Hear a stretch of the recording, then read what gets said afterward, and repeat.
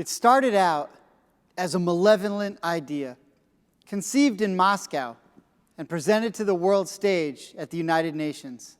It was an idea that would cause tremendous harm to the state of Israel and Jews around the world until the present day. Because the Soviet Union could not bring itself to condemn anti-Semitism at the International Convention on the Elimination of All Forms of Racial Discrimination back in the 1960s, it decided in its own nefarious manner to turn the tables and blame Israel and the Jews for anti-Semitism by equating Zionism with racism. In order to circumvent the condemnation of anti-Semitism, despite their own anti-Semitic beliefs, they came up with a different strategy. This strategy manifested itself before the world in the form of United Nations General Assembly Resolution 3379, claiming that Zionism, in and of itself, was a form of racism. Because of the power of the Soviet bloc and the unanimous consent of the Arab world, this infamous resolution was passed. And instead of taking steps to rid the world of racism, the UN made anti-Semitism part of its official credo. This cynical Russian ploy, based on distorted logic, took on a life of its own. The strategy of the big lie was alive and well. The enemies of Israel and anti-Semites throughout the world had a new mantra that they were all too willing to trumpet. Zionism is racism. So long as the Zionists oppress the Palestinians, then Zionists are racists. And to condemn anti-Semitism would then make us complicit in the oppression of the Palestinian people. This is what the Russians and the Arabs complained. This warped logic had no basis in reality. But when lie after lie is repeated over time, even if it's absurd, it develops traction, it takes root, and gains momentum of its own. It becomes difficult to stop, let alone refute. When the resolution was passed, the American ambassador to the United Nations, Daniel Patrick Moynihan, rose before the assembly and launched such an eloquent and powerful refutation of the resolution in his speech that his speech would later be coined by historian Gil Troy as Moynihan's moment. Moynihan challenged Israel's detractors head-on. You say that Zionism is racism, when in fact the Jewish people have never even considered themselves a race, he argued. Anyone from any race can convert into the Jewish faith. In fact, it was you, the anti-Semites, he continued, who first defined Judaism as a race, not them. He then asked, if Jews do not consider themselves a race, how and why would they see themselves as superior to any other race? Although he had refuted the whole essence of the resolution, it didn't matter. This insidious lie, this pernicious slander, was taking root and becoming the narrative. Nevertheless, Moynihan concluded his brilliant speech by stating, the United States of America declares that it does not acknowledge, it will not abide by, it will never acquiesce in this infamous act.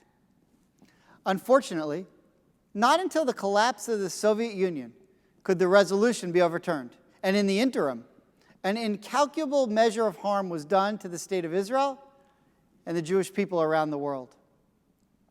Today, I hearken back to Moynihan's moment because I believe that a new offshoot has sprouted that is not only present in capitals of Moscow and Tehran and the like, but here on our shores, on our college campuses, in the back rooms of organizations that in theory are meant to fight oppression, and even in certain offices in the halls of Congress. This new offshoot that is rapidly growing here today trumpets the notion that Israel is not a David surrounded by multiple Goliaths bent on its destruction, but rather that Israel is the Goliath, and it's the source of oppression. And this idea, nourished and cultivated by Israel's detractors, has taken on a life of its own. The same faulty logic that the Soviet Union once used to pull the wool over the eyes of the UN Assembly is now being used not only in halls of power, but on the streets, in the classrooms, online, in the main thoroughfares, where we and our children traverse every day. And the result is not like it was in 1975, that nations that have always been hostile to Israel will continue to be hostile. The result this time is that our kids are growing up in a world where they are learning that Israel is the bad guy. Israel is akin to South African apartheid, and that those who support Israel are complicit in the oppression of others. In our day, the charge that Zionism is racism is being renewed, and those who are nourishing this insidious libel have taken a book out of the Soviet Union's playbook. How are they doing it? Certainly we are aware that purveyors of this deception have been active and effective on college campuses. Today, when our high school students are preparing their college applications, they must ask themselves a question that my generation never had to consider. Is it comfortable to be a Jew on that campus? Is it permissible to express love for the state of Israel without fear of being singled out and ridiculed? Will I be ostracized for being proud of my Jewish identity or for spending a semester abroad in Israel? Just in the last few months, an uproar took place when the president of the Student Senate at Florida State made comments on social media comparing Israel to the Nazis and disparaging Israel and Israelis. At the University of Southern California, the vice president of the student body resigned her position because of attacks that she called her Zionist identity. Just a few examples of how pro-Zionist students are treated on so many different campuses these days. These sad episodes are nothing new. I mentioned them last year, and they've been happening for years. They are a symptom of the success that Israel's detractors have had in making their case to those who are so angry at the state of the world today, the difference between the haves and have-nots, the oppressed and the oppressors, that they're willing to listen to anyone who can spin a tale about their own oppression, even if it's not factual. This is called intersectionality. One group who sees itself as oppressed appeals to another group that is actually oppressed and says, hey, just like you're oppressed, so are we. And so, wherever there's a march against any oppressor, there you will find anti-Zionists saying, we are brothers because we are oppressed. Perhaps one of the most appalling examples of intersectionality came in 2019 at the Washington Dyke March, a march meant to rally support for lesbian rights in our nation's capital. Writing about a woman's experience in an op-ed that he wrote for NBC News website, an Israeli named Chen Mazig talked about a woman, Leila Makled, who was told that she should be ashamed of where she was born, her nationality, and her Jewishness by march organizers.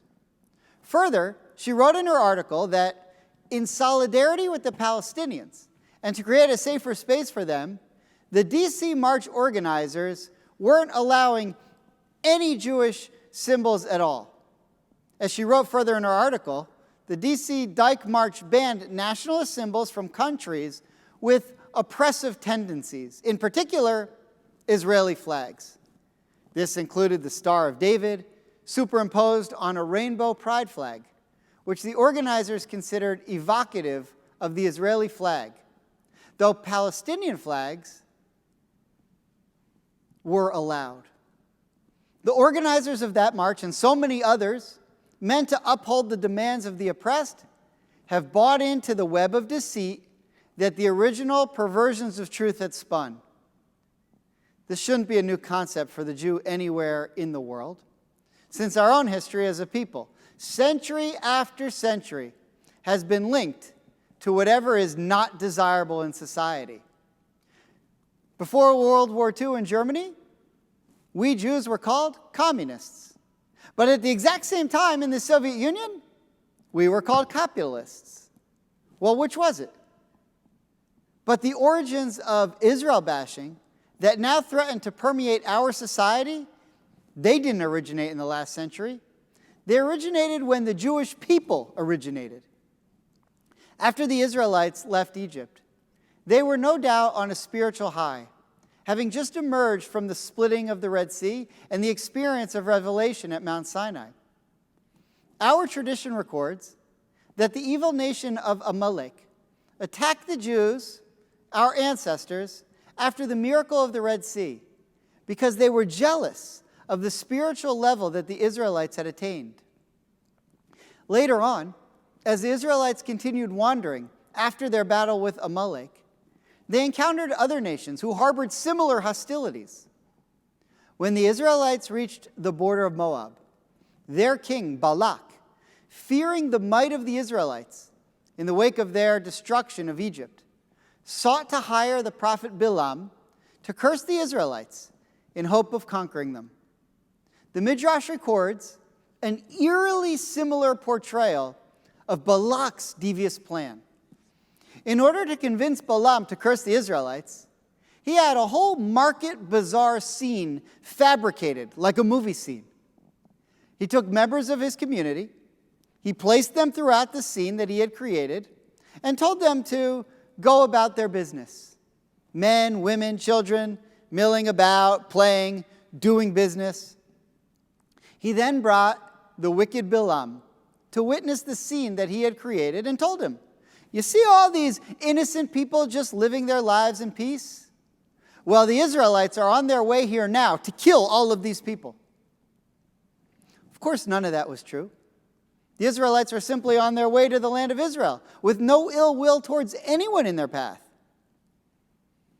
But the truth didn't matter. Balak had created a false narrative. Then he cultivated it with lies and deceit until it became believable to the people he wanted to believe it. What was Balak's motivation for wanting to destroy the Israelites? Was it simply that they were on a spiritual high and he wanted to knock them down a notch like the Amalekites had tried? No, in his case it was different. In his case, there was another layer to his methodology. The Moabites were coming off a bitter defeat in war with another nation, and they were down on their luck. They'd suffered great losses, and Balak personally was dealt a powerful blow to his prestige. At the same time, the Israelite nation was on the ascent. They had escaped the clutches of the Egyptians and had dealt that empire a devastating blow on the way out. The ancient Near East was aglow with word of the miracles and marvels that God had performed for the Jewish people. And now they were on their way to independence in their own land. The Israelites were thriving and surging, while Balak was reeling and despondent. And so, given the realities of his world, Balak felt the best approach to regaining his reputation was to spread lies about the Israelites, cast them as an evil nation, and then find a way to destroy them. It didn't matter that none of it was true. It's what he and his people needed to hear. And so they, along with the prophet Bilam, readily accepted that the Israelites constituted a wicked enemy that needed to be destroyed. Israelis and supporters of Israel today are in many ways overwhelmed by the onslaught of this new movement bent on casting Zionism as racist, oppressive, and immoral. We have to understand this new movement. We have to understand its narrative. But we do not have to apologize for our existence, and we do not have to negotiate our people's suicide. It's not uncommon for Jews to argue amongst ourselves. What's the best thing for Israel to do? How should they behave? As a matter of fact, the Talmud is a compilation of Jewish arguments. The rabbis argue back and forth all the time. They call this machloket, an argument. Our tradition's based on it. It's based on the notion that we give credence to every view and are encouraged to look at issues from every side.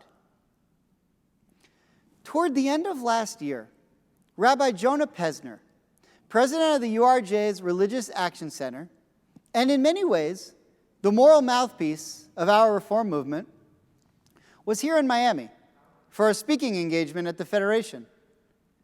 After his speech, he had a meeting at Beth Am, and he rode back with us to the temple. Rabbi Aklepi was driving, Rabbi Greengrass was in the passenger seat, and I was in the back with Rabbi Pesner. He's a wonderful guy, both kind and brilliant, but someone with whom I've had disagreements with in the past on the topic of Israel. I decided that this was my chance to have a one-on-one conversation with him and see where we really differed on the issues. I had a few assumptions before we began conversing. I figured he's more J Street, I'm more AIPAC, although he supports AIPAC as well. I'm more hawkish on Israel's security concerns. He's more focused on improving issues of social justice. But as the conversation developed, I noticed that while we had some differences on policy and position, we generally agreed on a great deal. We both recognized that Israel has no willing partner for peace. We both recognized that Israel has severe and pressing security requirements that must be met for Israel to exist. We both agreed that though the situation is not perfect, though Israel still has much yet to learn in its only 72 years of statehood, and could achieve so much more in terms of social justice and easing the lives of the Palestinian people. Israel is, without a doubt, one of the good guys in the international community, and is most certainly a vibrant democracy committed to engaging in acts of tikkun olam, both at home and abroad, as a matter of principle. What that conversation taught me was that it is most assuredly possible to have criticisms of Israeli policy and behavior and still recognize that the light in which Israel is cast by its detractors is utterly false and dangerous. After all, what country doesn't deserve criticism for its policies once in a while? Those in the camp of Rabbi Pesner are rational and smart, and are Zionists who love Israel with all their heart, yet are constantly seeking to make Israel's world a better and more peaceful place. But those who nourish insidious ideas of hatred and spin them into types of webs that the wicked Balak or the evil Soviet Empire used to peddle are not. Their interest stems from their desire to destroy Israel. Their methods include spreading malicious lies and jading our children's generation. Their aim is to paint Israel as racist and a hateful oppressor, and they are having success here in our country and on our watch. In the public squares and college courtyards, in the op-eds and chat rooms, online and out in the streets, Israel's detractors are telling anyone who will listen that all who are oppressed in any way must identify with their struggle. They tell it to those who are wrapped up in the idea of struggle, in their own struggle, in other struggles, but are not clear on what is true or false with regard to the issues between Israel and the Palestinians. And they are effective in channeling solidarity into hatred for Israel. That type of intersectionality for them is low-hanging fruit. But you know what I would like to see? I would like to see them try to spread their lies in the face of those who they're actually criticizing. Let them tell the descendants of Yitzhak Rabin and Shimon Peres that Israel's not willing to make concessions for peace. I would say to them, tell it to Meir Dagan, the former head of the Mossad, who kept a picture of his grandfather above his desk, kneeling before Nazi soldiers moments before they shot him, that the Jews don't need a homeland of their own. Tell the mayor of Tel Aviv, who proclaims that his city is the proud LGBT capital of the Middle East, that his country is not accepting. Tell the Arabs, who sit in cafes in Jerusalem and Tel Aviv, who frequent public pools and beaches in the Galilee, who are treated in Israeli hospitals, that Israel is an apartheid regime. Tell the Israeli doctors who treat Syrians wounded in their bloody civil war on Israel's northern border that Israelis don't have big hearts. Tell the Mossad agents who helped rescue hundreds of thousands of Ethiopian Jews, making Israel the world's only state to import people from Africa, not to make them slaves, but to free them from slavery. Tell them that Israel is a racist state. Tell the Israeli doctors and nurses that served on disaster scenes in Haiti, the Dominican Republic, the Bahamas, and so many other places around the globe where they are saving lives and reviving communities, that they are the bad guys. Tell the IDF commanders who design special units for soldiers with special needs so that they can feel that they are contributing to their country, that their country is not empathetic. Tell all that to the Israeli people, and then come back and tell your low-hanging fruit here in the States that Israel is a malicious, evil state bent on destruction of its enemies. It can't be done with a straight face. But you know what? It's not going to stop their lies, and it will not stop their propaganda. It will not prevent our kids from having to weed out certain schools from their bucket list because that campus is too anti-Zionist. It won't change what our children are hearing in their spheres of society and what is infecting our country. It won't rid the streets of anti-Israel signs and placards, even when the issue of the day has nothing to do with Israel. It won't change the tenor of the conversation here in America. For that to happen, we have to take our own action. On November 10th, 1975, Ambassador Daniel Patrick Moynihan rose before the world and had his moment to declare that the soon-to-be infamous evil loosed upon the world could not be allowed to stand. That was his moment. This now, today, is our moment. This is our time to ascend the stage. This is our time to say, we will not allow this on our watch. We will clear out the hatred from our college campuses. We will work with elected officials and college administrations to bring civility and truth back to campus. We will match every falsehood printed with an antidote of truth. We will oppose anyone who seeks, in place of peace in the land of Israel, the eradication of the land of Israel. Like the former ambassador, we too will not abide by this onslaught of malevolence.